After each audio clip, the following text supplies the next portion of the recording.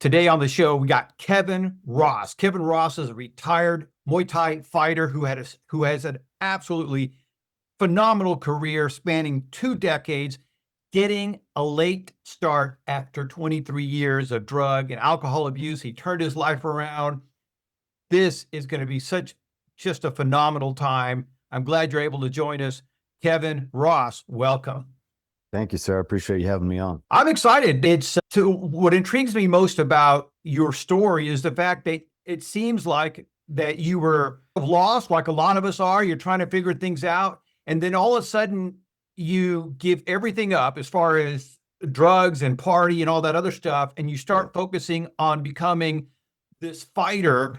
Talk about how all that came about. Yeah. So my parents divorced very early on. I was about 8 years old, and that started me down a really dark path. Prior to their divorce, we were living basically the American dream. Nice house, great part of town, brothers and sisters, everyone's happy, healthy. And as a child, that's all I knew at that point. So I assumed that was just the way that life was going to continue on and be, and this is the way things are.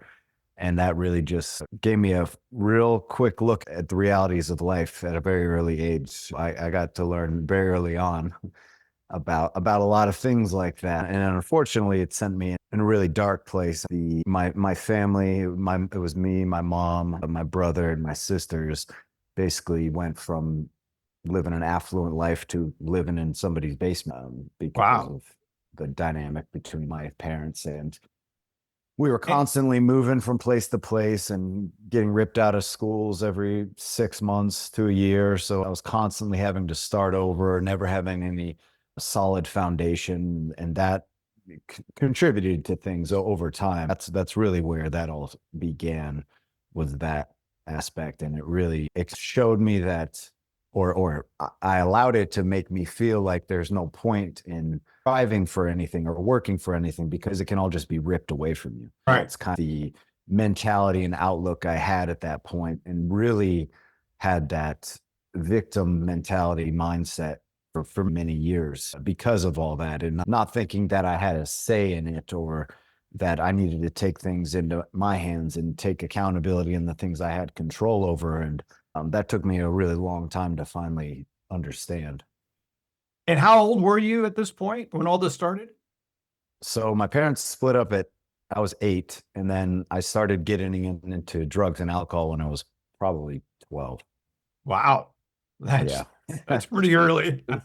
What's interesting here is this is to me how important it is to have somebody in your life be able to help you through this, right? Because Yeah. a lot of us that go through divorce, my parents also separated, and your mom is overwhelmed. My mom, just kind of like in your situation, my mom is now a single mom with three boys. She never sat us down and said, "Hey, by the way, here's what's going to be happening, and don't feel like a victim."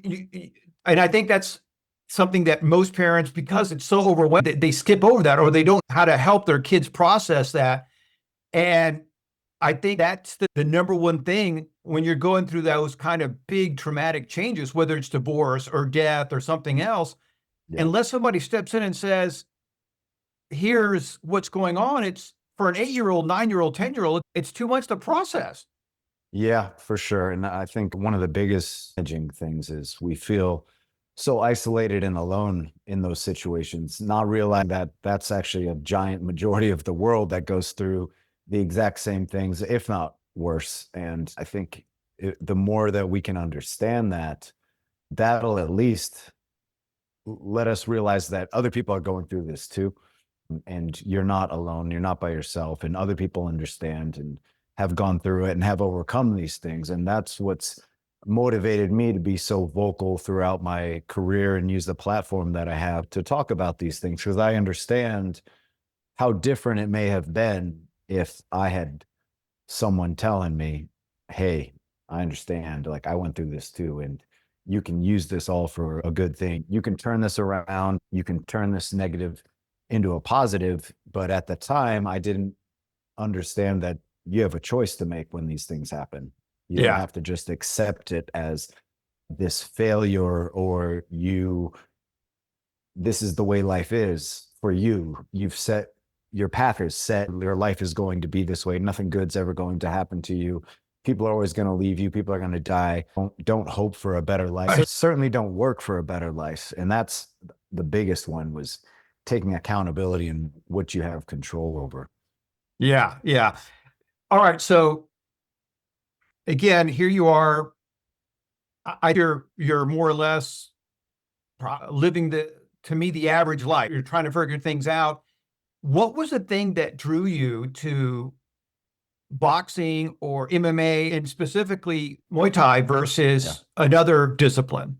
Yeah, I don't actually know. Well, so I've always been intrigued by combat sports. I actually have always, I hate violence. It really bothered me, especially when I was a child.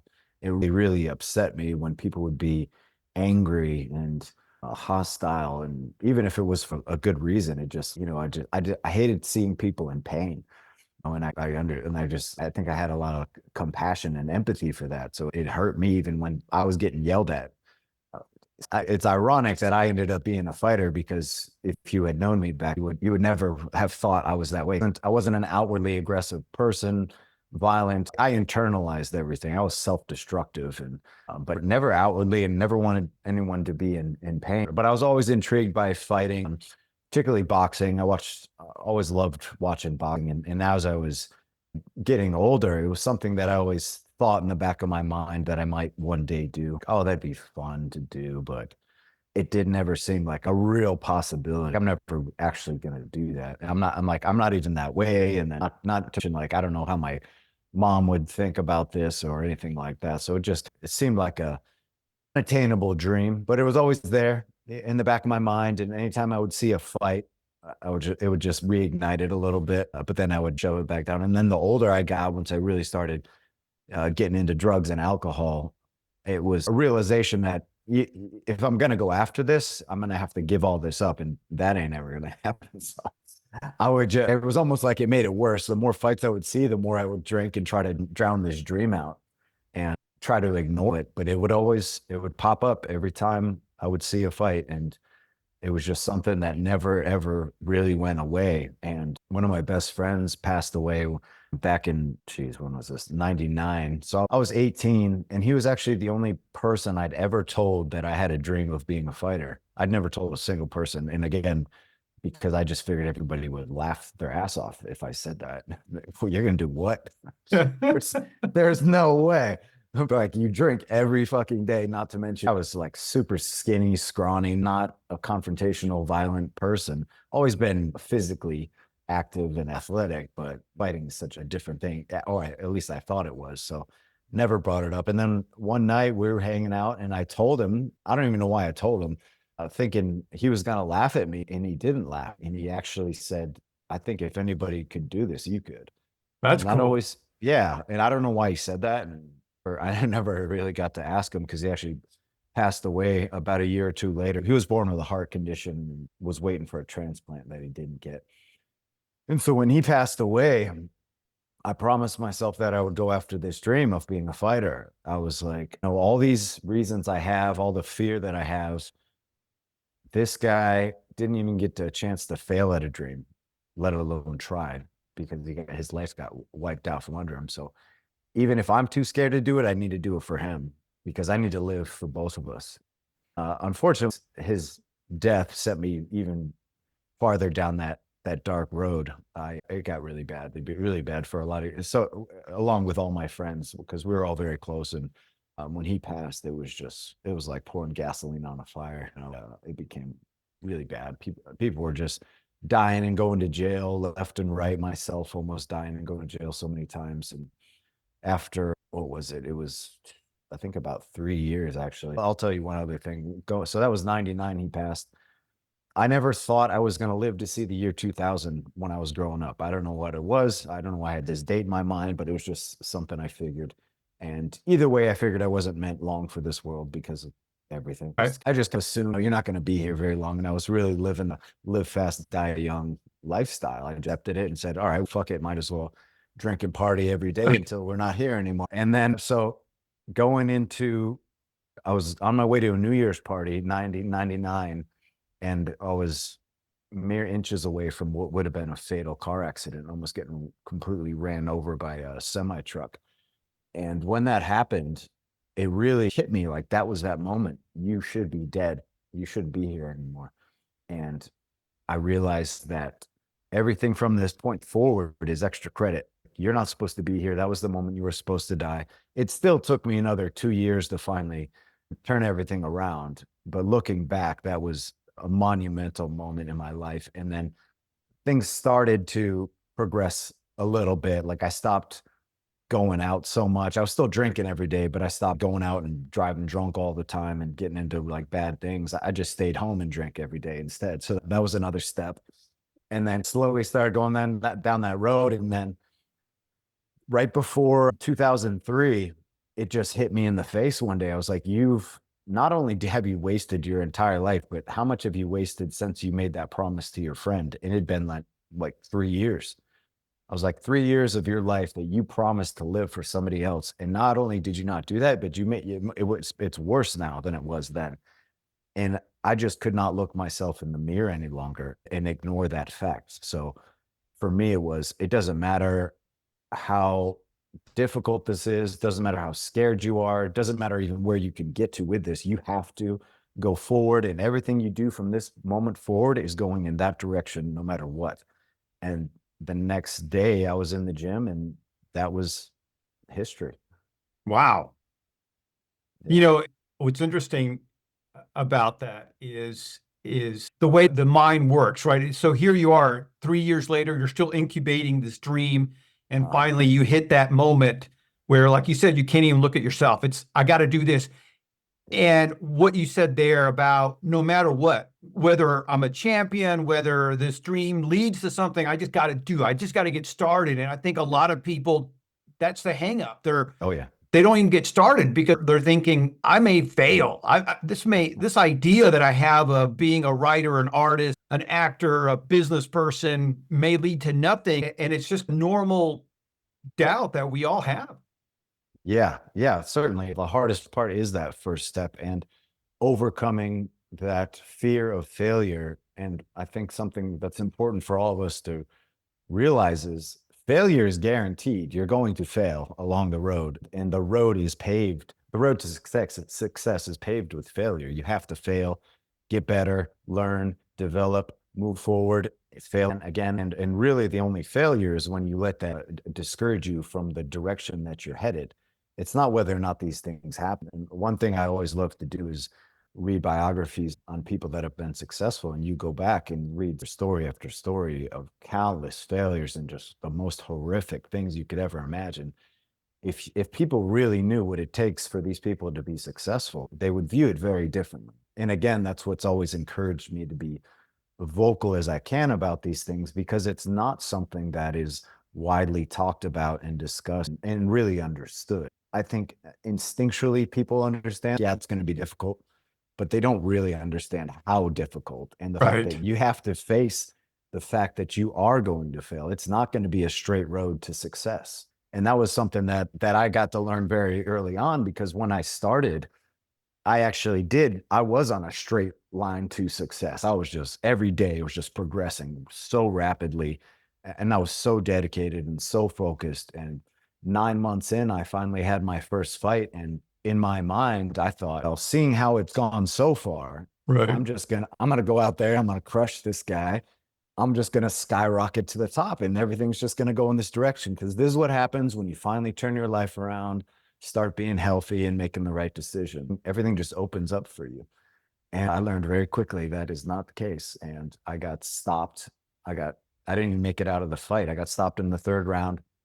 And I was forced to face that question. How bad do you want to do this? Do you want to do it only if you're winning? Do you want to do it only if you are looking good and people are applauding you and you have the success? Or are you going to do this no matter what? And that is really the key ingredient to anyone that's ever been successful, is they're going to do this no matter what. They're going to figure it out. They're going to get better. They might not make it to where they want to make it to, but they're going to get farther than they are right now. And that's what I came to realize, because I really did have that moment. It was actually probably a day or two where I thought maybe I was wrong about all this. Maybe this isn't meant for me. This is, if it was, shouldn't this be easy? This shouldn't it be obvious that this is the direction I should go? And it's that if you want something bad enough, you're going to have to prove it. Yeah. You're going to have to prove it. Everybody has their dues to pay, and nobody gets to decide what those dues are. We always think we can pay someone else's dues, but it's going to be the thing you don't want to give up. It's going to be the thing that you don't want to face, that you're going to have to overcome in order to be successful. If you know that ahead of time and understand that this is all part of the process, you have to go through these moments. Eventually, this is going to happen. So even if I didn't lose that first fight, I saw so many people go on to after fight, but inevitably you're going to hit a roadblock. You're going to lose. You're going to have an injury. You're going to have a bad day. Somebody's going to die. That's going to happen. And how are you going to handle it when it does? And it's better to figure that shit out the first day than a year or two in, when maybe you don't really want to do this as much as you thought you did. Yeah, absolutely. All right. So, man, there's so much to digest. First of all, what were your friends like? So now that you've stopped drinking, you're not partying, you're focused on this dream, this career, your friends were like, are you crazy? Are they supportive? How did they react to this massive, rapid change? Yeah, I don't want to say they weren't one way or the other, really. It was just like, oh, that's cool. Not Probably didn't think too much of it or realize how serious I was, but I think that became apparent rather quickly, how serious I was. And then they were very supportive and thought it was cool. And of course, they missed me hanging out and partying with them and stuff like that. 'Cause I really did have to completely cut off my interaction with them, because that's all they ever did when they hang Right. out, is drink. And especially that first year or two, I couldn't even be around it. I couldn't even be in that environment, and it just weighed heavy on me. It was like a magnet. I couldn't even be close to it. But after time, I could be around them again and hang out and stuff. And they did see the positive effects in my life, and then they got to see me fight and stuff, which was cool. So yeah, they were supportive, but not over like, yeah, you got to do this. And then it was kind of a mixed bag there. Same thing Yeah. with my mother. She was, in some ways, you would think she'd be like, your child's going in there to fight, but at the same time, she understood that I'd been drinking my life away for so long. She was like, anything's got to be better than that. And then, especially if you've stopped doing that activity, you're not drinking anymore, you're eating healthy, you're training every day. Be like, yeah, the fighting is rough and you got to deal with that. But yeah, she was supportive of that too. All right. So, what do you think was taking you so long to get started? Was it a combination of feeling unworthy, fear? What was your thought on that now that you can look back and try to figure Yeah, out what? it all boils down to fear, no matter what it really is. At the core of all these things, all of our doubts and hesitations, it's all about fear. Fear of the unknown, fear of work, fear of failure, fear of being viewed differently, all those things. It's all fear. Fear is at the core of everything. Yeah, it was a combination of a lot of things. It was, I think, it's having to face when you give everything to something and not being able to make it. It's like, we want to guarantee Yeah. that I'm going to be successful. And again, it's going to be a straight line, that I don't have to overcome anything. Yet the only way to get stronger is through failure and through resistance. And you can take something like getting physically stronger, apply that to everything. How do you get better at anything? You have to have resistance. You can't get better if there's no resistance. If it is just this straight, easy line. Even if you were able to get to a place with that, you're not going to be able to stay there and maintain that. And that's something you see a lot in fighting too, when people get their careers babied up at, you see it a lot in boxing more than anything else, because they're trying to develop this star. And but sometimes they don't do it right. So they're not giving them the correct fights to where they're developing yet still winning.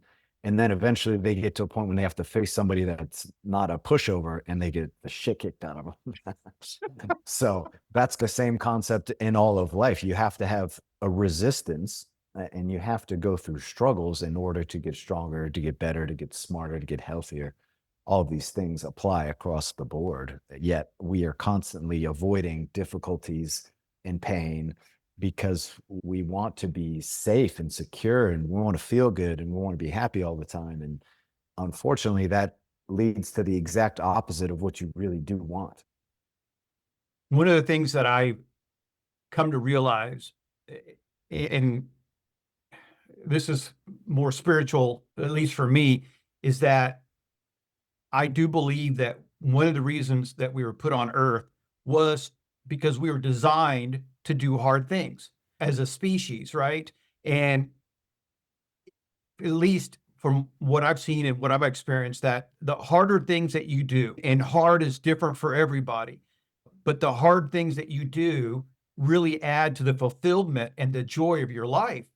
And you hear about these people, there's that great saying that men live lives of quiet desperation. And that's back to your point. The reason that a lot of people are quietly are living these kind of quiet, desperate lives is because they're not willing to do those hard things. They're not willing to get out of their comfort zone and fail. And one of the things that about fighting is you're failing on a very public arena, or you're winning in a very public arena. If I write something and nobody reads it, nobody knows about it. But when you're fighting, it's very public.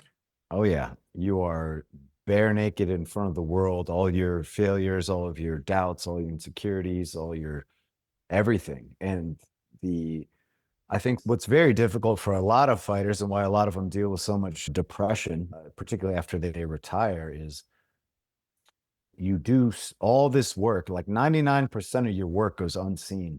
And then the 1%, the one day, the one fraction of a day is what you're completely judged on from that point forward. And it doesn't matter what you did prior. It doesn't matter what you did in the gym. Doesn't matter how much work you did. And then thinking about how easily that can go wrong, from whether you had an injury going in, a sickness, you just got caught with something you didn't see. None of that has anything to do with how good you actually are, but that is how you're judged. That's how you're viewed by the world. And that it's very difficult for a lot of people to handle that. And again, that kind of applies across the board to everything, but fighting certainly magnifies a lot of these battles that we all face. But that's also what I think is so great about not just fighting, but martial arts in general, and that kind of thing, because you continually face things on a daily basis that you inevitably face in the world, in everyday life. And you learn how to silence all of that extra static that goes on, that unnecessary thoughts and feelings and other people's opinions and their anger and the stuff they're dealing with, and road rage and stuff like that. And the more you do this, you're just like, what? It's like a joke to you, because you see how ridiculous so much of it is. And the funny thing is, like, if I stop training for a week, I feel that start to come in back. I'm like, oh shit. I start to get angry, a little hostile, and you have to have that physical and mental exertion, because it doesn't save room for this made up bullshit that we get in our mind. Nowadays, we have everything we could possibly want, and people are more miserable than ever because of a lot of that is all of those concepts, because you're not facing adversity. Everything is built around making you comfortable, making you loved. You're not supposed to feel bad feelings. Everything's supposed to be good. And that enables all of us to be incredibly weak-minded, weak-spirited, weak-bodied. And that's not a good place. And you can see the result of all that. And we have this culture now that we're not supposed to be offended either. Constantly, a comedian might say something and it's considered so offensive that now that individual has to apologize and is in fear of their career being canceled. You look at what happened to, what's her name, Roseanne Barr. Roseanne Barr her whole career is her being out there and obnoxious and saying these, I don't think they're offensive, these, I don't know, funny things. They're out of the box. And what she said that got her canceled, what to me wasn't that horrible. When you look at what she was talking about, it's funny. And I think that the world needs to just take a break and find your sense of humor. Sometimes it's funny. Oh yeah. It's the same concept as never testing yourself. If you never hear things that offend you or make you question your beliefs or your viewpoints, you're going to be stuck in this bubble. And you think this bubble is where everything is supposed to be this way. I'm supposed to think this way, look this way, have these kinds of interactions. And you get completely isolated from the rest of the world and think that your way is the way that it is supposed to be. And I think that's why comedy is one of the most important things that there is, because comedy pushes those boundaries and we all need to be pushed.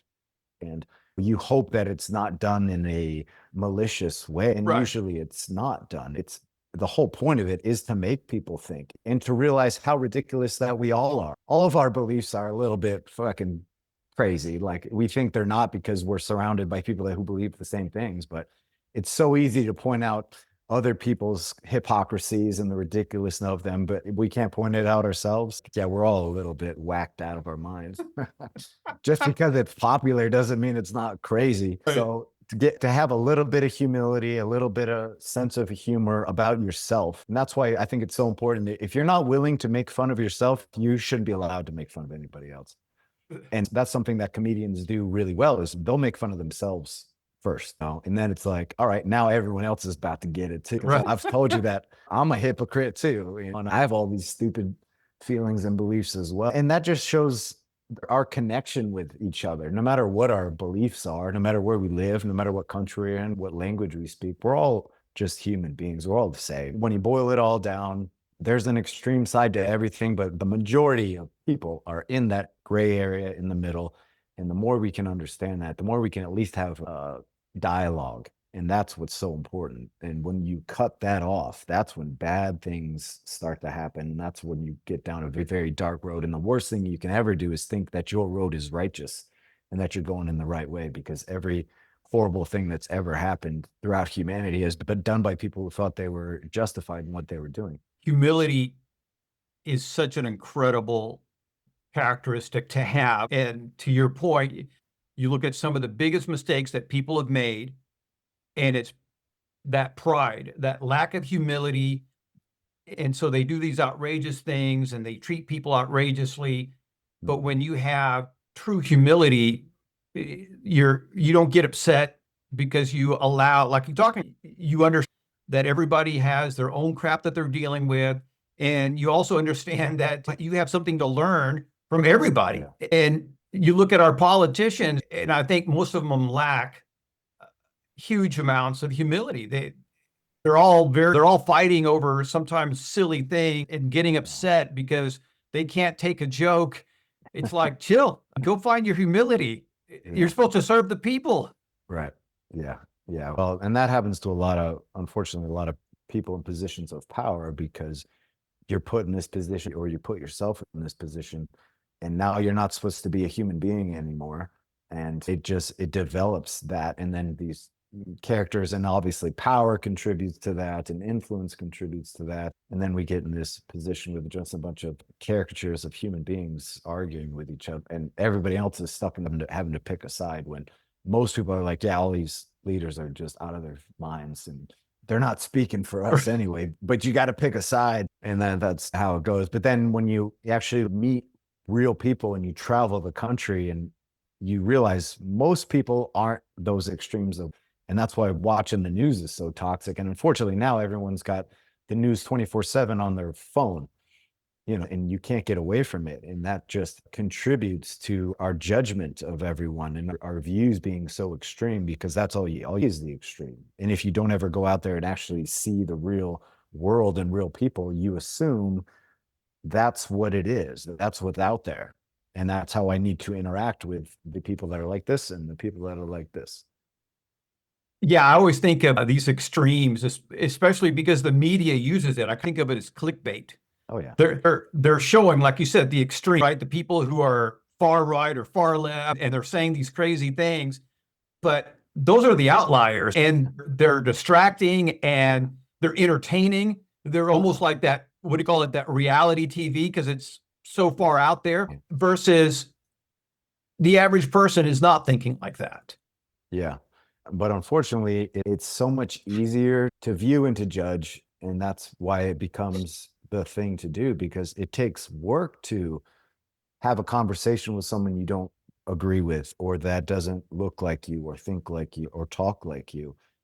So all these things require effort, and we don't want to have effort. We are built for safety and lack of effort, unfortunately, and that just becomes the way that it is. And we're certainly not encouraged to do our own thinking and come to our own conclusions about things. And now it's just that much worse. But none of this is new. It's been the same since the beginning of time. Now it's a lot more prevalent, and we're a lot more connected through social media and things like that. But we think things are different. They're not really Right. different. It's just more obvious. Yeah. As a marketer, we're all about trying to get inside the consumer's head. Mhm. And when you look at it, at least from, again, my experience is we haven't changed in 100 years, 200 years. We haven't changed. We're still emotional. We're triggered by emotion. Some people like to think that, that there's this logic side of us and this emotional. So I always tell people, logic is an emotion. It's, you sat there and let's say you did a pros and cons list and you're thinking, okay, based on my list, I feel certain, right? I feel as though I'm making the right choice, whether to move forward or not move forward. But logic is still an emotion. It's how you feel. And so we're still very emotional creatures. Yeah. Whether it's a romance a novel or a sporting event, or you're buying your first home or your first child is being born, it's all emotional. All right, so let's change subject a little. I want to ask you about, let's say, some of your career highlights. Are there certain fights that stand out, and if so, why? Yeah, there are, but when it really comes down to it, it's the entirety of my career, not just singular moment. We look at these moments and yeah, they're great, and the highs and even the lows, but it's really the whole story when you look back on everything. And that's something I always tried to think about during the good times and the bad times. This is all part of a story. And you don't even know what it is till you look back on it. Right. It's like what was that? Kierkegaard said, life has to be lived forward, but can only be understood looking backward. So yeah, when I look back, well, the whole thing to me was pretty great, and each and every fight had its time and was important for different reasons. The biggest one for me was my fight with San Shou, and him being a legend in the sport, and me starting so late, and the fact that we were even fighting was just ridiculous to every single person who knew about it at that time. It's like you can look at it now and say, yeah, obviously you should have fought him, but at the time, people were like, this is the stupidest thing ever. There's no reason you should ever be in the ring. You shouldn't even be allowed to get in the ring with him, let alone fight him. You shouldn't even be able to look at the ring with him standing in it. And understandably, I'd only been training for 7 or 8 years at that point, and here I am fighting not only a legend in the sport, but he was at his peak. He was like at the peak of his career. He was Lumpini champ at the time and just slaughters everyone that's not even high. It's like a joke. It's a joke Right. fight. Every time he fought a foreigner, it was a complete joke and just a show of him making people look stupid and ridiculous and usually knocking them out. And most people thought that's what was going to happen when I fought him. And what I realized through watching a bunch of his fights, particularly with foreigners, was people would be so entranced by him that they didn't really try to do anything. It was like, I don't know what to do. Like, this guy's in front of me. You think you're going to be able to handle it, and they just freeze. Most people would just freeze or hesitate, and that hesitation will get you killed. So one of the most important things for me was to never let that happen. No matter what happened in the fight, I was like, I'm going to go forward and I'm going to go after this guy with everything that I have.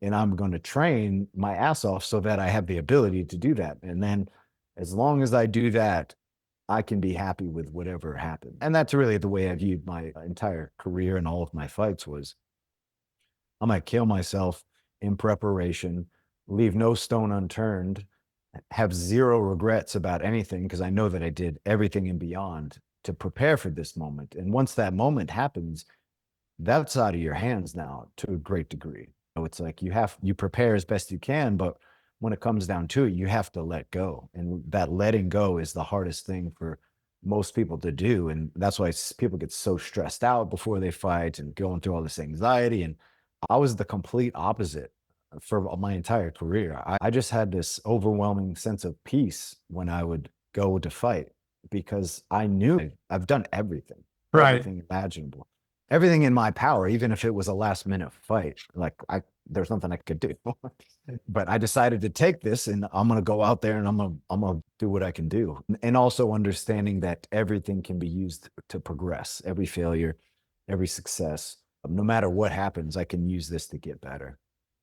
I think you hit a really good point there, principle that when you are prepared, when you've done everything you can, like you said, you left no stone unturned, you have a certain level of peace and confidence because I've done it all. I might beat him or I might lose, but I've done everything I can.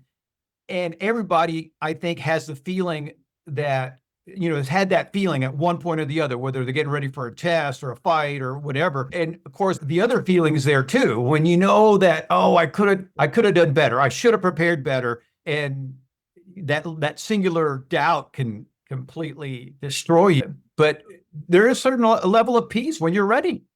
Oh yeah. And that doubt kills more than anything ever will. And I've always been, not always, but since I started fighting, drawn to that control the things you can control and you have to let go of the rest. Do everything in your power that you have control over. What do you have control over? In so many things in life and fighting and everything else, we don't control the things we have control over because we're so busy looking at the things we don't have control over. We're complaining about this. We're like, these people are like, I got fired, so that's why I'm a piece of shit now and I just drink all day. And that's how I lived the first part of my life. That victim mentality, I was stuck in that because one, I didn't even realize you do have power over a lot of stuff, even if it's Right. just the way you view things, even if it's just your outlook on an event, you have power over that. And once you understand that, and you have to be very honest with yourself too, and that's hard for a lot of us to do. You have to look in the mirror and like, what can I be doing better? Get rid of all the stuff you can't do anything about. I couldn't do anything about the fact that I didn't start till I was 23. Like I can't go back in time. So there's nothing I can do about that. What can I do? I can take care of myself as best as possible. I can limit the junk that goes into my mind, my body, my spirit. I can continually push myself and strive and use every success and failure as a stepping stone to improve. And that was just a monumental change in my perspective when I finally did turn my life around, was understanding that. And it really simplified a lot of things in my mind, a lot of questions. I realized that there's only two things. You can go left or you can go right. And when you simplify it in those terms, is this going to make you better? Is it going to make you worse? It was very clear to me what to do and what not to do. It took a lot of that. I think we get stuck in that debate. This isn't so bad. If it's not so bad, it's not good. It's just not as bad as it could be. So if you put it in that context, it's very easy to figure out what you should and shouldn't do. It's not complicated. It's not complicated at all. I applied that to everything from my diet to my training. And then obviously over time and learning and developing, you figure a lot more out. And it still came down to those same things. Is this how, or is it hurting you? At least starting from that position. And once you do that, you have a much better foundation to build from. Yeah.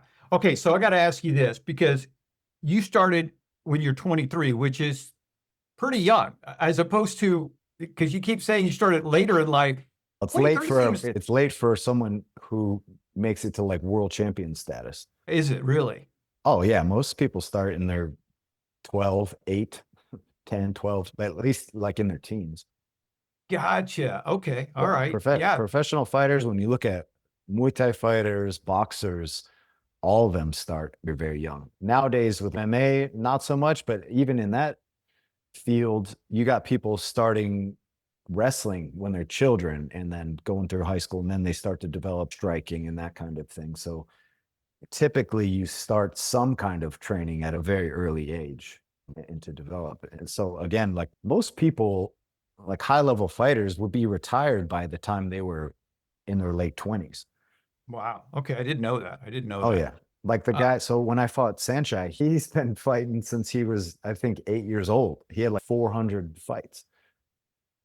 Yeah, it's crazy. So that is, Thailand, in Thailand, Muay Thai is boxing is here where they'll start as children and they'll right. fight every week, but it's just kids fighting, and then you develop, and that's why how they get so much experience. And you look at guys that go into the Olympics, there's hundreds of fights, and then once you go pro, then maybe you're only going to have 20, but 90% of your career is spent in the amateurs. Yeah. I guess you're right. I didn't think about that. The thing that's interesting about Sanjay, and you, again, correct me if I'm wrong, is when I've only seen him fight a couple of times, and again, it's been on video or TV, and he seems to have to be working on multiple levels. He seems to know more than just one discipline because I mean, depending on who he's fighting, he can change drastically. Yeah, he's multi-dimensional, obviously extremely experienced, and at such a high level too. He's seen it all a million times, and he really developed that style over time because when he was younger, he fought a little bit he fought a little bit differently, but once he got knocked out cold, like snoring on the ground, and after that, he started being a lot more elusive and tricky and develop the style that it currently has. So he's one of those fighters that very rarely gets hurt, if ever, because he's so tricky, he's so sneaky, he's so fast and elusive. He doesn't try to play that typical macho, I'm going to go forward, I'm just going to cause chaos fighting, which is that's how I fight, because to me it was like that was my only real option. I didn't have the option to play like the technical fast because I didn't have the ability or the experience. So I was like, what I can do is I can go forward and Right. I can deal with more pain than you. I can deal with more exhaustion than you. And eventually I'm going to wear you out and beat you. And then I developed skill over time and experience. But yeah, for him, he's just found that things. He's the perfect example of when you take natural ability and work ethic. Most people that have natural ability don't develop their work ethic because it's comes so easy to them. And that's where a lot of them fall off because eventually that evens out over time.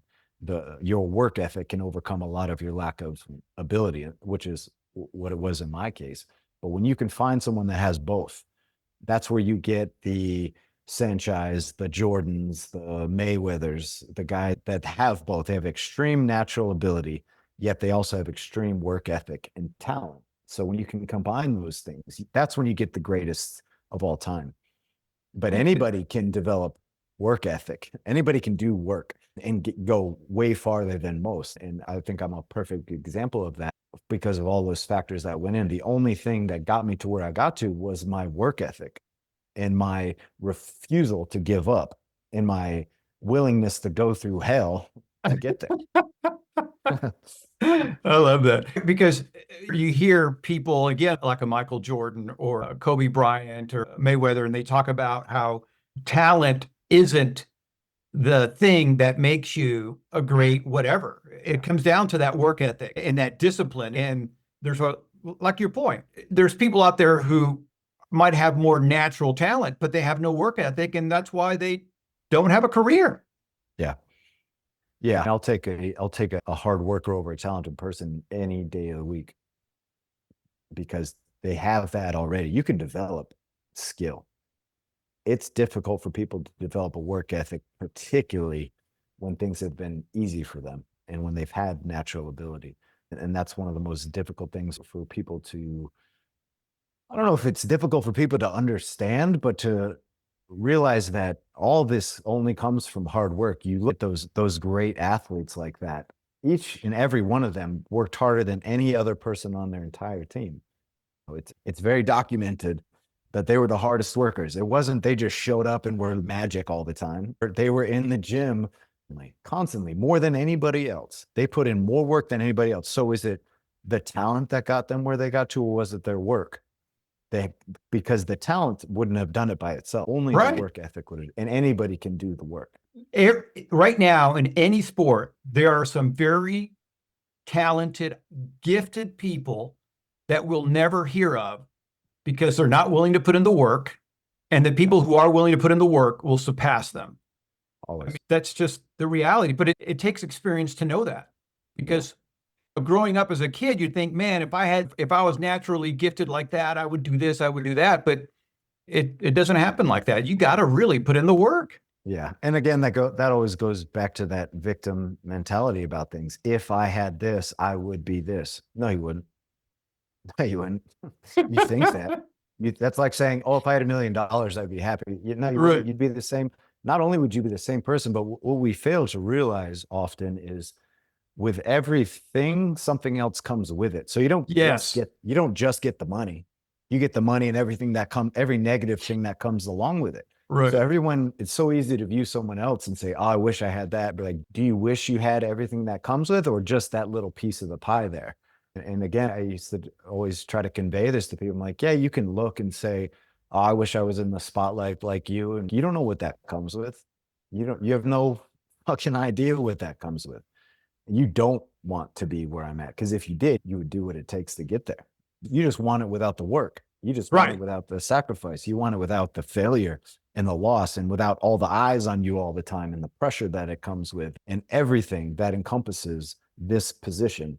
You just want this little piece of the pie that looks pretty. You want the frosting. That's You right. don't want the whole cake. No, that's absolutely right. I remember there's that documentary called The Last Dance, and it's Michael Jordan and the Bulls. And in one of the episodes, he's sitting in a hotel room by himself because he cannot leave the hotel room. And he's talking about, you really don't want this life. You think you do, but I can't go anyplace. And this is back before social media. At one point, he's probably one of the most recognizable figures out there. And this is before social media, before anything. And the same thing, I remember I was with Jason Statham, the actor, and we had just done an interview. No. And again, he couldn't go anyplace. He was being mobbed. He's being followed. People want something, and people don't understand. It looks like an autograph or a selfie isn't that big of a deal, but when it's been asked of you 1,000 times before 8 o'clock in the morning, and it's like, Yeah. it's not that they don't want to help, not that they don't want to do it, but it's your time. After a while, everybody understands that time is the one thing that we cannot generate more of. And when people are constantly stopping you, hey, would you take this? Would you do this? It eats up your day. Yeah. And also having to be on all the time, you have to be this person that these people see. So you have to be a positive Yes. person. You have to be an encouraging person. You can't be a dick. You're not allowed to have a bad day. You're not allowed to be human when you're in a spotlight. You have to maintain this. And that's why a lot of people lose their minds, because you're constantly having to put on a show, basically. Yes. And I think also a lot of that comes from a lack of transparency. And again, that's why for me, I wanted to be very transparent about my failures, my doubts, and my fears. And I'm like, this is me. I'm not that fucking guy. The first highlight video I ever had made, the whole first minute was just me getting the shit kicked out of me, because I wanted people to understand that's what this comes with. Right. You can't get to this point without going through all this shit. You can't go to this point without going through all this failure, this pain, this difficulty. Anybody can do a highlight video of their life and say, oh, see, and that's kind of how things are going right now with Instagram and everything. Everyone is showing highlights of their life. It's not reality. Nobody's showing like their fucked up days and their depression, their addictions and that. They're just like, oh, I'm here, I'm at the beach, like life's great. And that's how most of us view our world. We think that's the world. This is how my life should be. I'm not doing that. What's wrong with me? Go and hang out with that person for a day. I bet you change your mind real quick. Absolutely.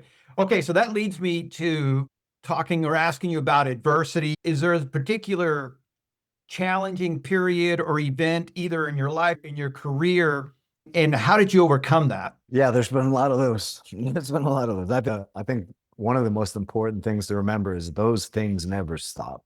The tests of life never stop. And particularly when you think you've overcome certain things, they find a way to show up in a different way and in a way that you would think you should be able to deal with.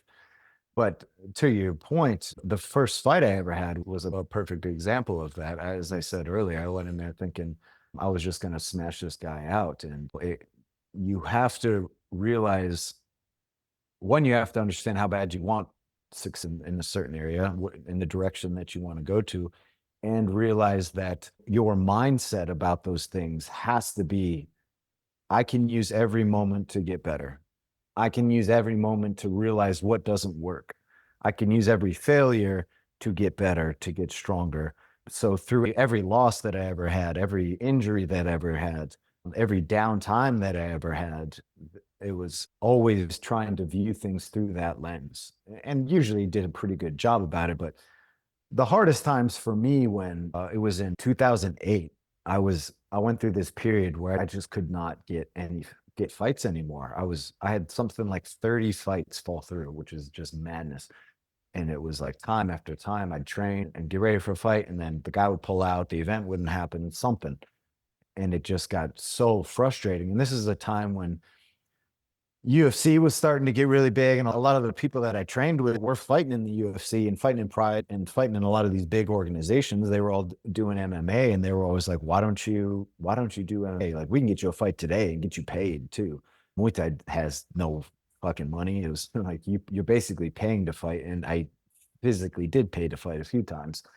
So there was always that draw to do boxing or something where I could fight and I could make a Get living paid. too, which would have been nice, because I lived in the gym, in a closet in the gym, for 3 years, just Wow. so that I could do this. And yeah, and going into 2009, I made it my New Year's resolution. I'm like, I'm gonna give this sport everything that I have for another year. If at the end of the year things haven't progressed, I'm gonna make that switch. But the reason I never wanted to do these other things was I never wanted to have one foot in two different pools. I was like, if I'm gonna do this, I'm gonna be the best MMA fighter I can be. I'm gonna stop doing Muay Thai or fighting Muay Thai, and I'm only gonna focus on being the best Muay Thai or MMA fighter that I can be. And I was not ready to give up Muay Thai. And I also felt a sense of responsibility too, because there were so few people in the sport pushing the sport. And that's why America has lacked in progression over the years, because there just wasn't people willing to sacrifice in order to help it get to where it is now. And I was like, if I quit, who's going to pick up the baton there? It's like, even if I don't get to where I want to get to, I know I'm going to help it get better, and it's going to get closer to that point. I always want to leave things better than I found them. I don't necessarily have control over where it goes to, but it's going to get closer to that point. As long as I keep pushing myself, and somebody has to sacrifice, somebody has to get bloody going through the door. Right. So it might as well be. But again, I gave myself that year. I was like, I'll reevaluate at the end of the year. And 2 days after New Year's, I got a call to fight in China for the WBC title, 2 weeks notice. And which is what I did. And then everything just started picking up from there. I won 3 titles that year, and things just moved forward. But I look back on all these times when I thought about quitting or changing something. I really did have to dig down and say, again, how bad do you want to do this? How bad do you want to do? And the hardest thing for me, it wasn't even the losses and the difficult times. It's when I couldn't even fight. So it's like you sacrifice so much, you give so much, you train so hard, and you don't even get to do the thing you're sacrificing to do. That was the hardest thing for me at that point. And that was about a year's period of time when that was going on. And it was just, people don't know what it was like, not only in the world, but in our country at that time in the early 2000s, like trying to fight. People didn't know what Muay Thai was. You tell someone you did Muay Thai, they're like, what is that? And then you'd have to tell people it's like kickboxing, which to any Muay Thai fighter just eats your soul, because you're like, well, it's not though. It's like being a rugby player and having to tell people you play football. Right. Yeah, but not at all. And it's actually extremely different. And yeah, so most of the time I would just say, yeah, it's like kickboxing, because I wouldn't want to explain it to people. Yeah. So it's crazy to look back on where it was when I started and where it got to. And there was only a handful of us that really pushed it hard like that and were willing to make that jump overseas, because basically what you have is all of these other countries are all close to each other. They're all fighting each other. They all have competition. They can all progress on this path. And we're over here in the very small pool with very limited challenges as far as progressing fighting wise. And then you have to make that jump overseas to fight them. And most people don't want to do that, because especially if you've been very successful in your small pool, you're a national champ and you're the best person in your town. And yeah, it feels good to be good. The last thing you want to do is jump over and get annihilated. And also understanding the gap that there is. It seems insurmountable. You can't, like, going from amateur to the highest level pro, there's nowhere to transition and build to that point. You have to jump off the cliff. And that's what I had to do, and a few others, but there really was only like less than 10 of us that did that.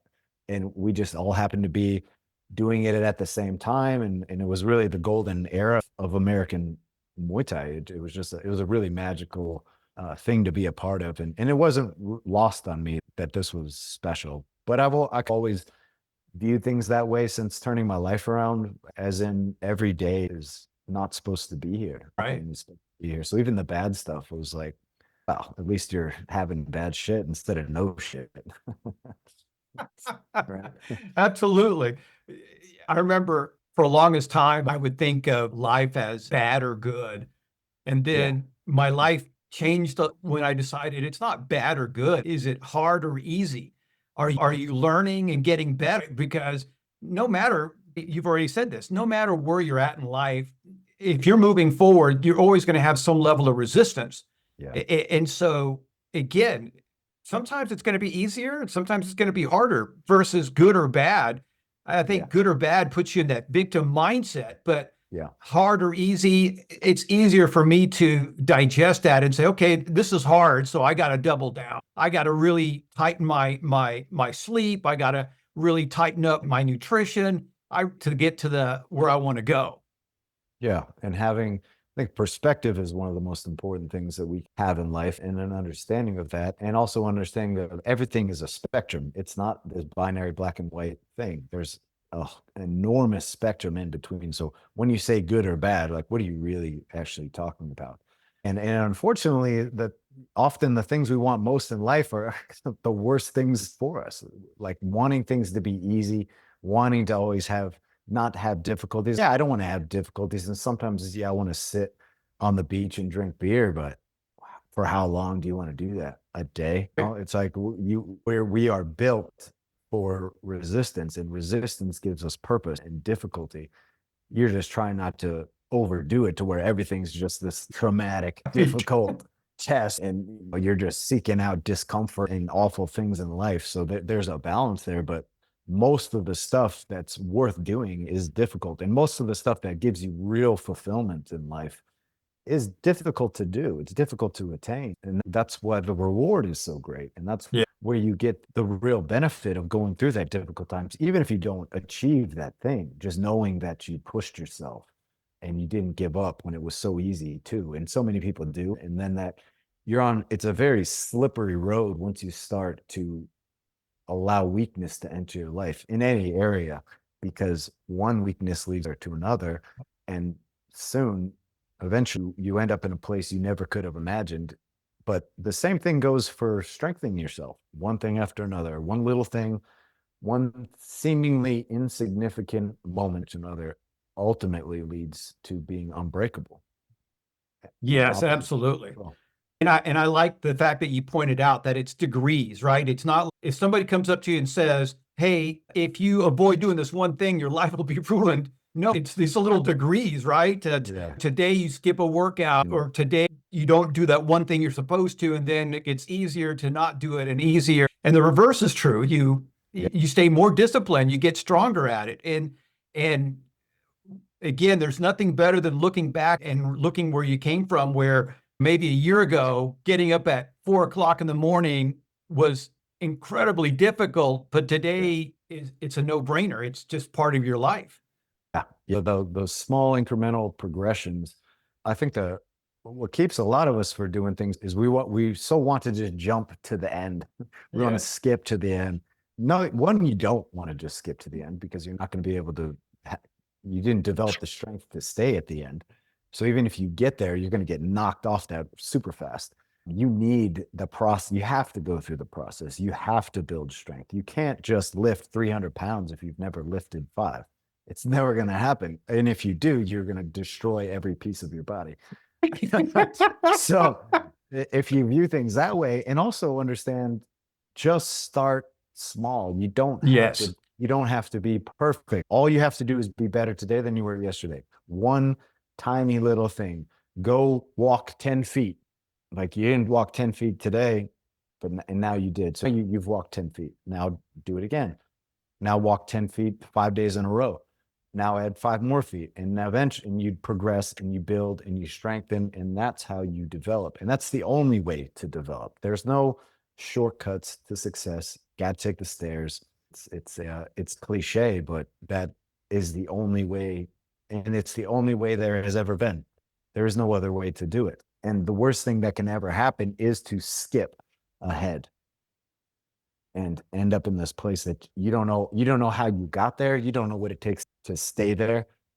You don't have the tools or the resources to be in this position. So now you're in this position, you don't know what to do with it. And now you're going to face a lot of adversity that you're not strong enough to handle because you wanted to get there so quickly. And unfortunately, that's what's happening a lot in the combat arts these days, because it is so much more popular. Everybody is in such a rush to get to the top. People don't want to put the work in. They just want to get in the spotlight, and they want to get the money. They want to get the success. They want to get the fame. And that's why you don't see a lot of people staying in that position for very long. They'll get there and then just get knocked off, and you can't go back and start over. It's very rare. It's impossible. Just time alone, it's very unlikely that you can get to the top and start from the bottom if you haven't done the work necessary. So enjoy the process now. I used to always be in such a rush to get to my fights because I'm like, man, I got to do all this fucking awful day to day waking up. This shit sucks. And then one day it just smacked me in the face. I'm like, you're rushing through your life to get to this point that's 15, 20 minutes. 99% of your life you're trying to skip over to get to this point. And once you learn to appreciate the struggle, and it doesn't mean you have to like it and enjoy it, but appreciate it for what it is. This is what it takes to get there. You have to do this. So you at least don't hate it. It's part of the process. You can't just like one aspect of success. You have to enjoy the whole thing, or at least appreciate it. This is what it comes with. You have to do this work. You have to sacrifice. You have to fail. You have to go through these times of doubt and struggle. And it's all part of the journey. And the journey at the end of the day is what you're going to look back on and appreciate. Those moments of success, those are so small to me in comparison to the entirety of the journey. And the journey is most of it. Yeah. The mountaintops are very small moments there, the little peaks, bam, and then you're back down to doing it. Well, and the journey is what makes you. The journey is what builds the character. It's what makes you resilient and strong and teaches you that you can overcome things. If you just go from success to success, like you said, you don't build the skill set to stay there. Yeah. I want to ask you this. Last couple of years, specifically women's sports has been infiltrated by men who identify as women. And I find this to be interesting because as an athlete, and I was never a professional athlete, but I don't want to compete with somebody that I can absolutely know that I can destroy. I've always wanted to compete with somebody who was either better than me or something like that, because that's the only way I get. And one of the things that I see about these guys who want to compete with women is that they're looking for the easy way. That's my impression. What's your take on all this? Yeah. A lot of it, I would say the majority of it is along those lines. It has a lot to do with just the way a lot of people are wired, looking for the easy road, looking for quick access to spotlights, to attention, even negative attention is what people want. And a lot of that is so proud. It's not just that, it's a worldwide thing. People are in such a rush for attention. Yeah. They don't care what it is, as long as it's attention, good or bad. That's where we put our value. and in so many things. And unfortunately, that's the way society has been for a long time. And we contribute to this monster that it has become, because this is what we've allowed our education system to be, our family system to be. And this is the end result for these things. Don't happen in a vacuum. Like, they come from Right. something. What does this come from? So I think it's very important to anything you're looking at that you don't like or is an awful situation, be like, you need to rewind the tape and understand where it came from. Because if you don't understand where it came from, you're just going to end up in the same position. You're going to swing the pendulum to the other side, and it's going to be just as negative, but you think you're on the positive side because you're flipping from that negativity. And that's where you see that back and forth time and time again. From every situation and circumstance that humanity has ever faced is, where did this come from? What started this? How did we Right. get here? Look back where we got here. So you can at least understand why we got here, because of this, because these people were oppressed or this situation happened. And then the opposite side of that is where you are now. And then what's going to happen is we're going to push so hard against it, it's going to flip again. And we never end up in the middle. It's just this ping pong game, back and forth and back and forth. And it sucks. And when you see these things, especially when you're seeing people like in fighting getting really hurt because of this, and it's a very complex situation. It's very easy to say, oh, that's fucked up. And yeah, okay, but what are the answers? What do we need to do? In my mind, when it comes to athletics, make another league Yes. that's open to everyone. Anybody who wants to compete with everyone can compete with everyone. And they do that in jiu-jitsu and wrestling. It's just an open division. So you can be any weight you want, you can be any sex you want. If you're willing to go in there, you can go in there and fight, and you can go in there and compete. But we have these other ones that are, you need to be this weight class, you need to be this gender, you need to be under these parameters, and they're there for a reason. And if you want to start a new thing, start a new thing. All these things started somewhere. People need to, instead of complaining about the way things are, you have to start your own thing.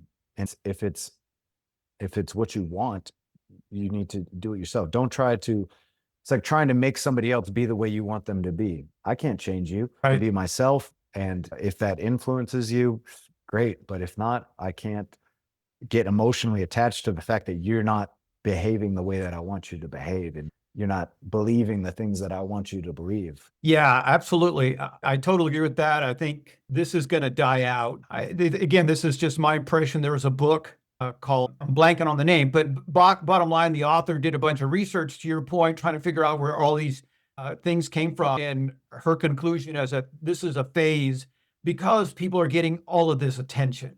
And Yeah. so you have all these people that are coming out and saying, oh, I identify as this or that, but it's a phase.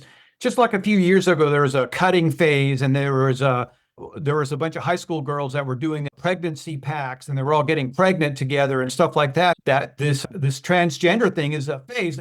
There are obviously some people that do have this dysphoria, and it's we've always had this, but it's this very tiny percentile. But now, Yeah. because of social media and the attention that these people receive, more and more people are gravitating, just, I think, for attention's sake, just like you're talking about. And they'll, once the attention dies, they'll go on and do something else. But I think a separate league, if there's enough people, let's do it. Or an open league where, like you talk about, anybody who wants to compete with anybody, come on in. It's good for everybody. I like that idea. Yeah. Yeah. And to your point, what we often fail to realize is any attention gives something attention. So the more negativity you're putting out there, you're contributing to the thing that you don't want to be there.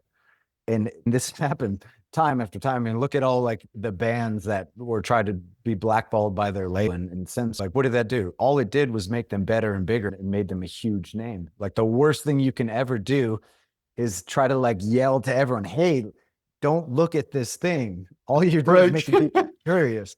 When there was a time I was coming up, and it became very prevalent. Like, a lot of like just not legit gyms and people were getting a lot of attention and doing this thing. And I thought about, oh man, we should make like a show where we travel around the country and like expose all these people and go to their gym and just fuck them up. And I was like, yeah, as therapeutic as that may have been, all you're doing is bringing attention to this thing that you don't want to see more of. The only answer ever is to put more energy into the things you want. What do I want? I want there to be more legitimacy. I want there to be more purity in the sport. So all I can do is try to convey that and encourage that, to be vocal about that, because all that opposite is going to do is contribute to the thing that I don't want to see more of. And I feel the more you can do that in all the aspects of your life, the things you don't want, stop giving them attention. Yes. Start putting that energy into the things you do want. And then you will start to see those things you don't want slowly start to disappear and go away. Yeah. One of my favorite things that I learned from snowboarding or from skiing was what they teach you is, if you're looking at the trees, but you don't want to hit the trees, then you got to stop looking at the trees, right? You got to put your attention to where you want to go. And that works in the spiritual, it works in business, it works in sports, it works in all areas of life. If the thing that you don't want, if you keep giving that more attention, then that's more what you get. It's, call it the law of attraction, or energy goes where attention flows, whatever you want to call it, but it is the way life works. Yep. Yep. I always try to use the analogy that everything gives energy.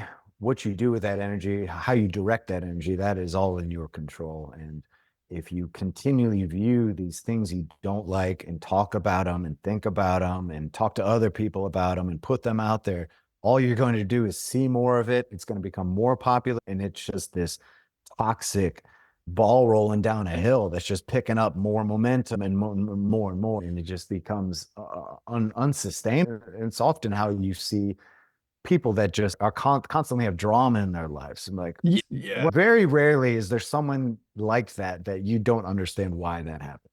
Like someone that's always has bad shit happen to them. Again, what do you have control over? All you ever do is talk about all this bad shit. Of course, bad shit's gonna happen.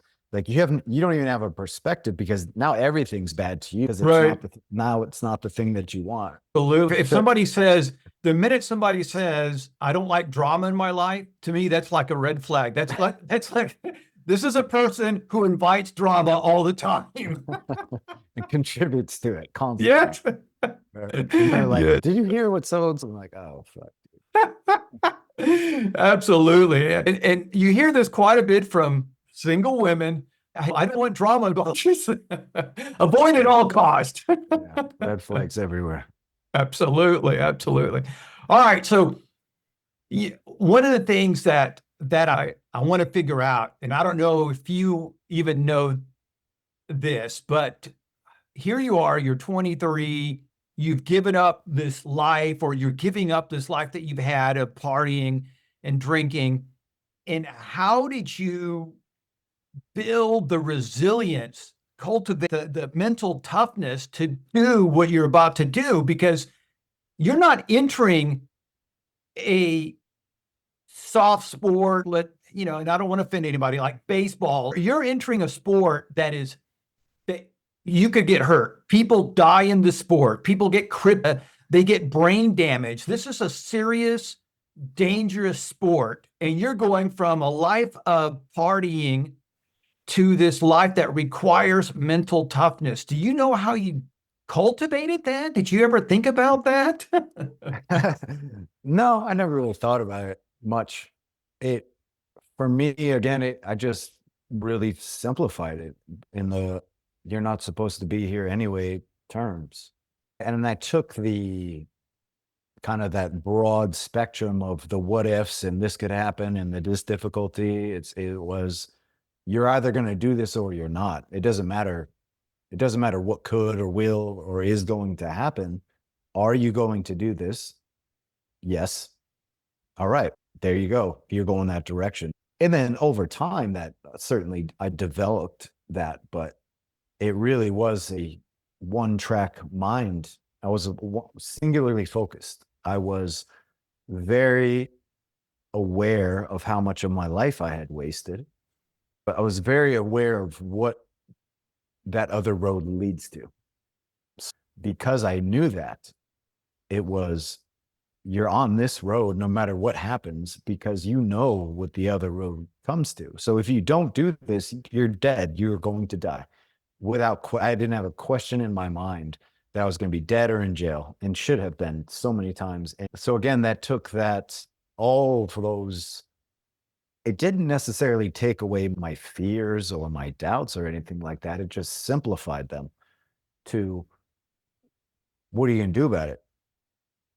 Are you going to quit or are you going to move forward?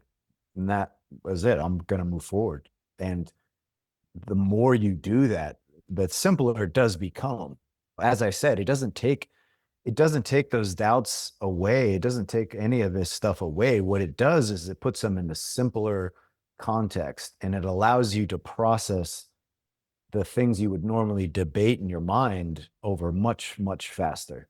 So I obviously these questions come up like when you lose or when you get an injury. Oh, maybe I shouldn't do this. Maybe this is going a bad way. And like it was like an immediate thing. It was an immediate decision in my mind. This is a thing that happened and I'm going that direction.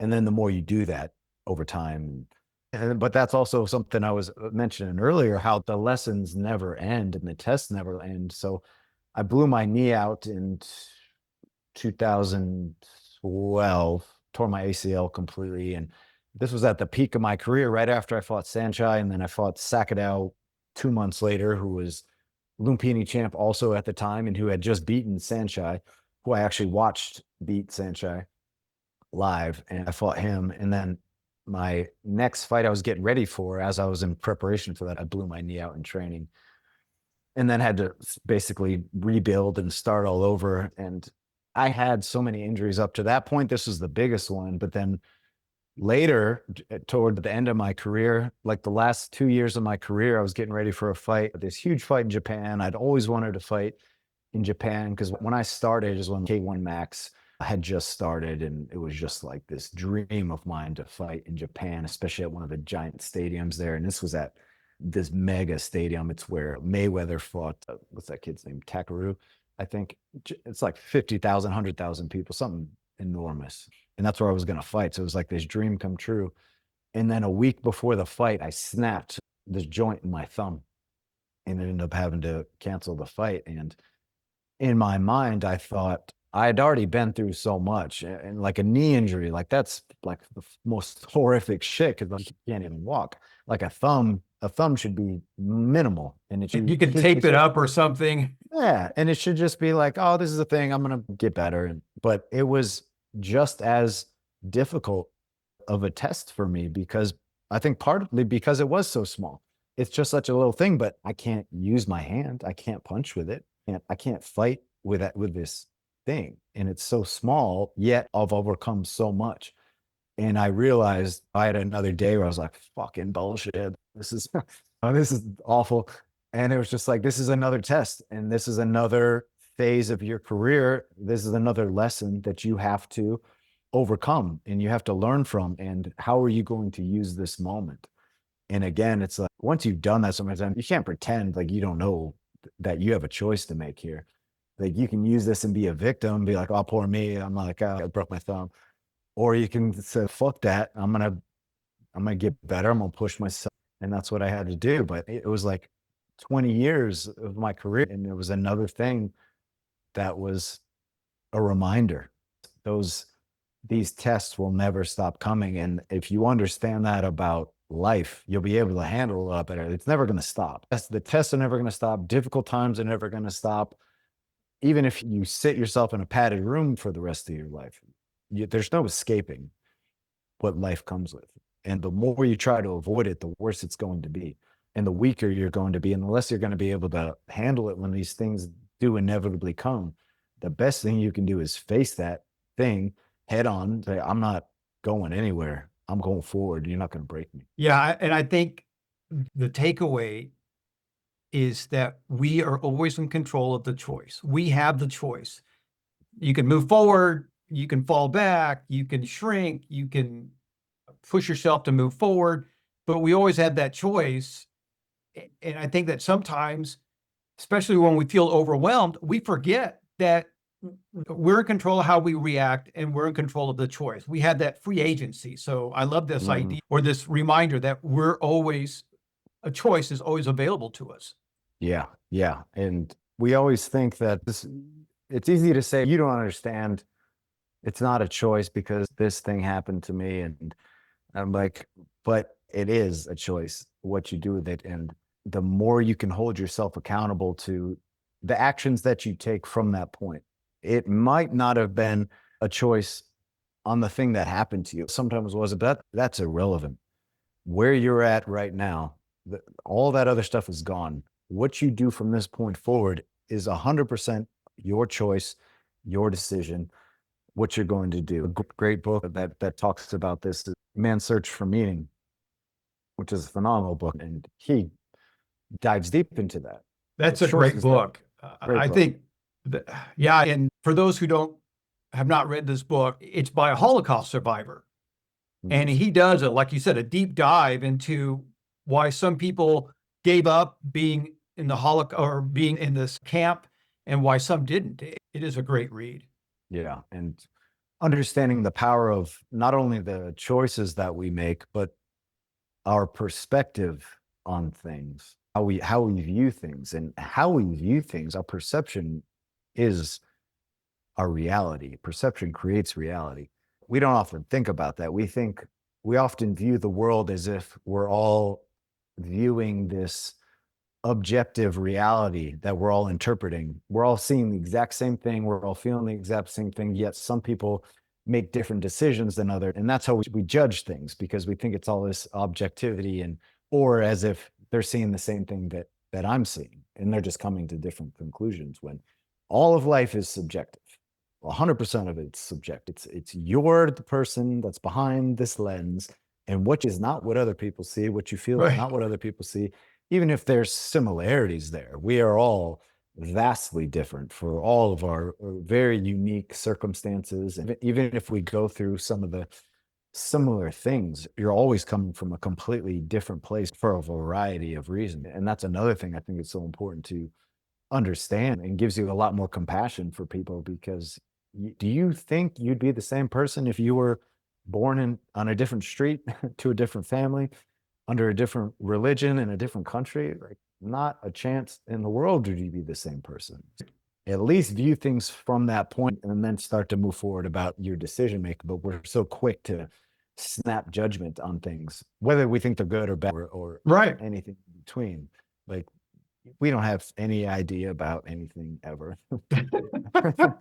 So the more we can look internally and look at ourselves, the better we'll be externally. And so much of the world is about going external and going out, and we want to go farther and faster and deeper and going more into space. And internally it goes just as far. It's infinite going internally, just like it's infinite going externally. And so few people go internal and do that internal work that's so important. And we're just continually damaging each other and just leaving this wake of destruction, and often feel justified by it, because this happened to me and this happened to me. And it's just a toxic, infectious plague of humanity, to where we're just all infecting each other with our pain, and we're traumatizing each other over and over from generation to generation. And it's not until a person says, I'm not going to continue down this cycle and go down this road anymore, and I'm going to take accountability and hold myself to a higher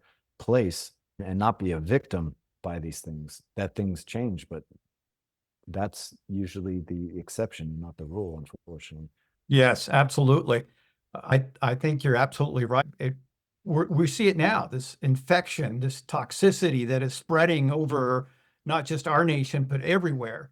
Let me ask you this. When it comes to your transition from fighting to retirement, what has the transition been like for you, and how have you found new purpose and fulfillment outside of the ring?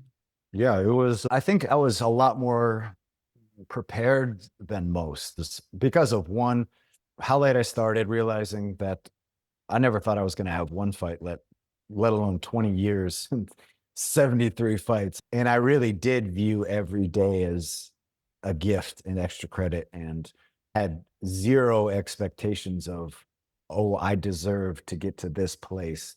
And if I don't, I'm going to be depressed about it. Like, I coulda, woulda, shoulda. And I also gave 100% of myself to this. I didn't leave anything to regret. I have zero regrets. And I did that with intention. I intentionally lived my life and went through my career so that I would have no regrets at the end of it. That was 100% of my focus when I would fight, the way that I would train. It's like, I don't want to get to the end of my career, the end of my life, and look back and have any regrets, because I regret so much of my life prior to this. I don't ever want to feel that way again. And I refuse to feel that way again, because I'm going to take control of all the things I have control over. And so that's when I retired, it was understanding that it's part of the story. It's part of my journey. And how are you going to face this? You need to face this like you faced every other thing in your career. You need to be the person that you wanted there to be when you were younger. How would you have wanted someone you look up to go out? Like, how would you want to see them retired? Because we all see so many fighters that it's just really bad and their life just gets destroyed. But once you lose that purpose and that drive, it becomes a very toxic thing. And it's very important for me to be an example of how to do, and I had to hold myself to that account, to not slip into depression or back into alcohol or anything like that. And after I retired, that first month, I gave myself a month. So I was like, I stopped training, I stopped watching fights. I just didn't do anything, just reset. I was like, I need to just take myself out of this environment that I've been immersed in for 20 years Right. and just take a step back. And I don't even know what world I'm in anymore. I need to go over here for a sec. And then it was like, all right, first off, I can't live like this. I have to go for a walk every day or something.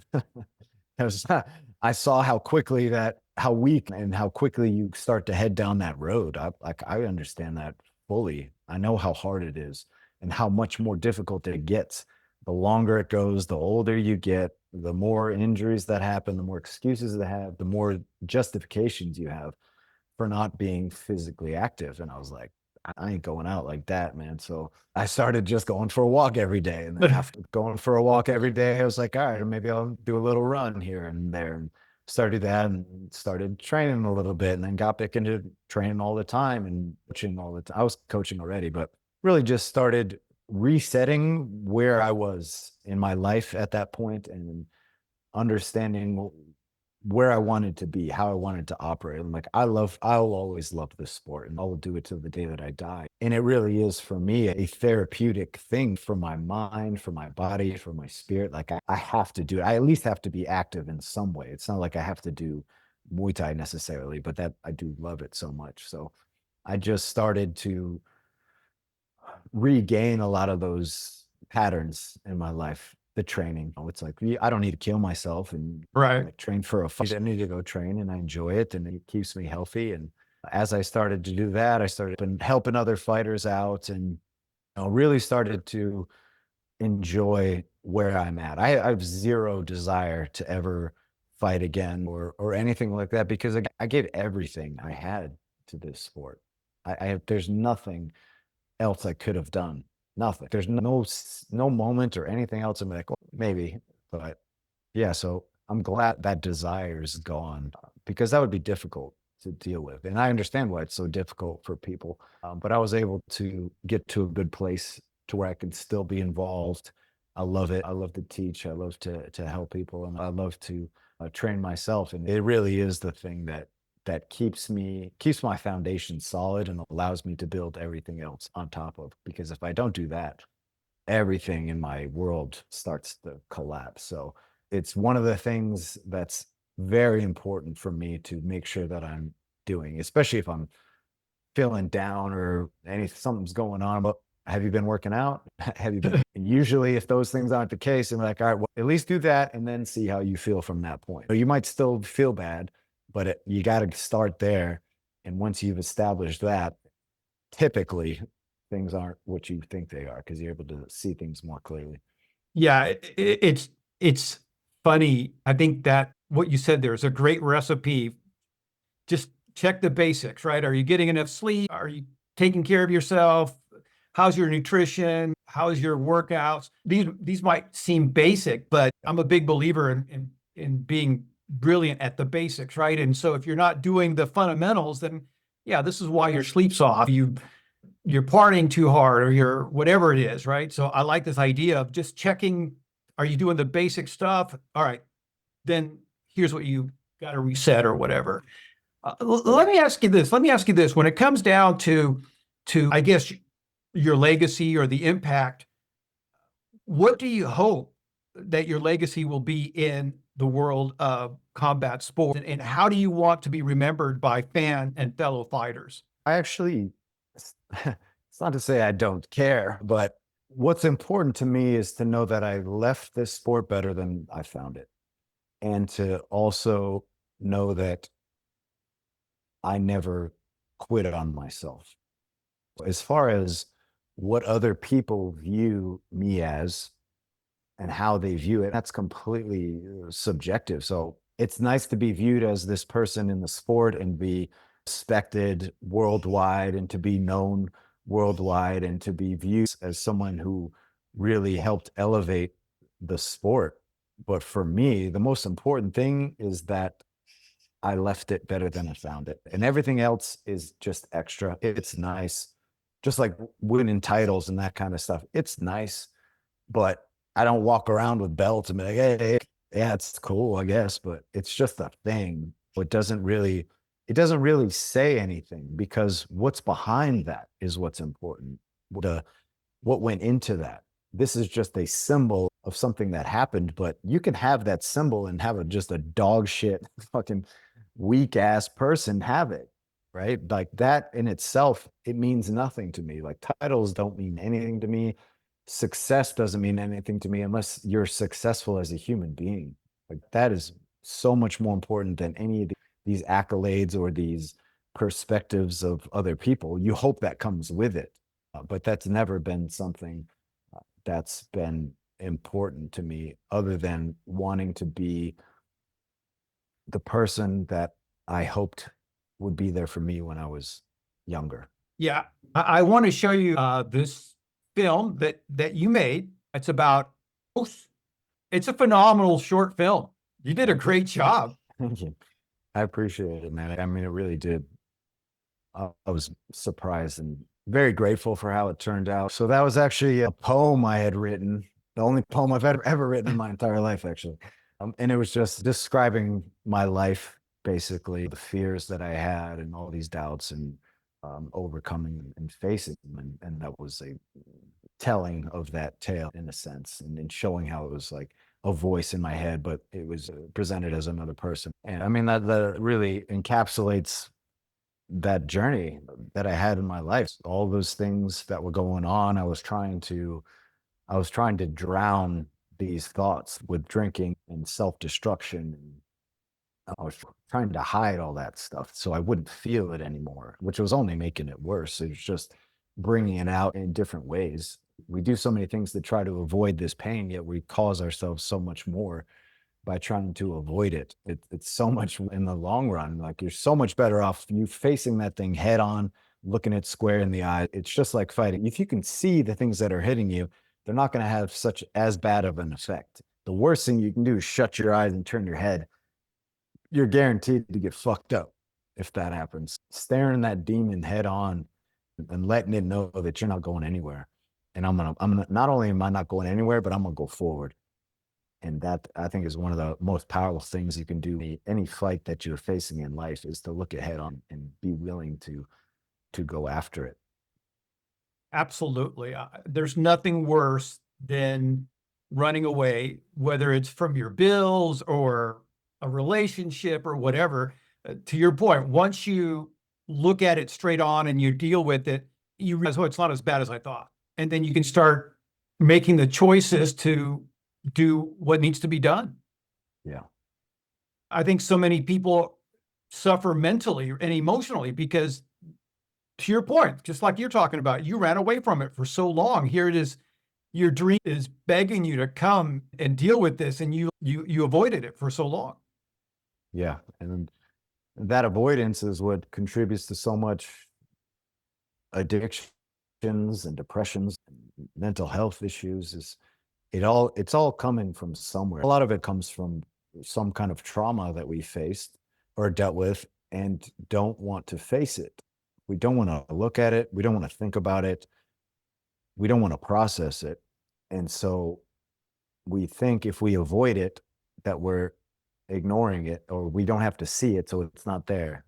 All you're doing is shoving it under a rug. It's not, it doesn't go anywhere. And all it Right. really does is gain strength, and it gains momentum and traction.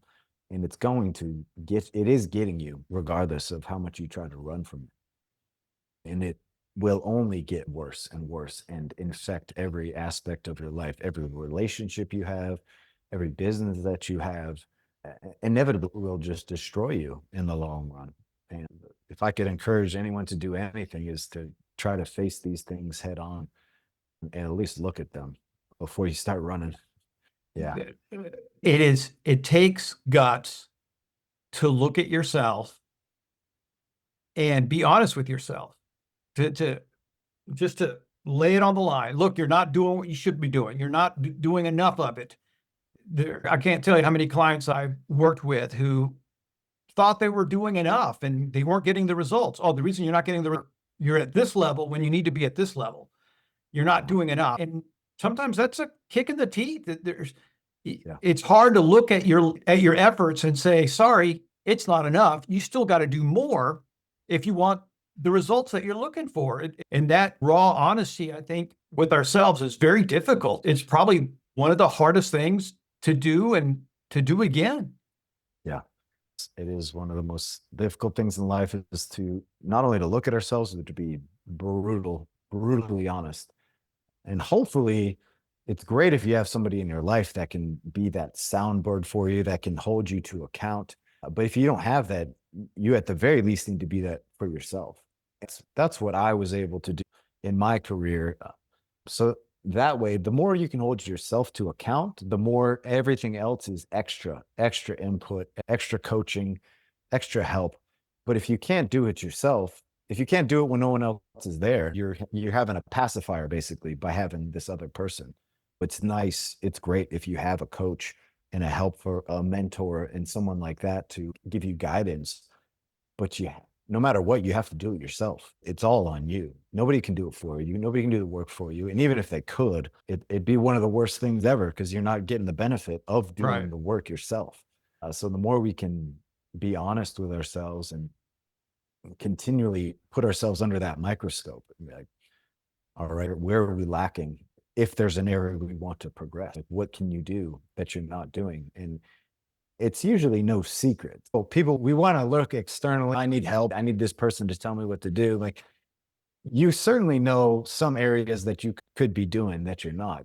It helps to get more education, certainly, and direction and guidance in a lot of those other areas. But there's so much that we know ourselves that we're not doing the way that we should be doing, and we're not holding ourselves to a higher standard. And once you start doing that, everything starts to progress. Everything in your life will start to get better as long as you control the controllables. It always comes down to that. What do you have control over? Take control of those things, and I guarantee you those other aspects of your life are going to get better.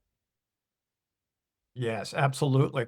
Listen, I have enjoyed our conversation so very much. I love your insight and listening to you about your getting late start in life there at 23 and all that stuff. If somebody wanted to find out more about you, if somebody wanted to reach out, and maybe, I know you do public speaking as well, what's the best website for that? So my personal website is thesoulasssassin.com. You can email me through that pretty easily. You can also find me on all social media. My Instagram is DaSoulAssassin, DA Soul Assassin. I'm pretty easy to find. If you look me up, all kinds of shit will come up. So, yeah. But yeah, please, if you want to get in contact with me, shoot me an email, shoot me a message on social media, and talk to you. Great. I will put all the stuff in the show notes. Kevin, it has been an absolute blast, and I appreciate you stopping by and spending some time with me. Thank you, sir. I really appreciate you having me on. I had a good time. Thank you so much.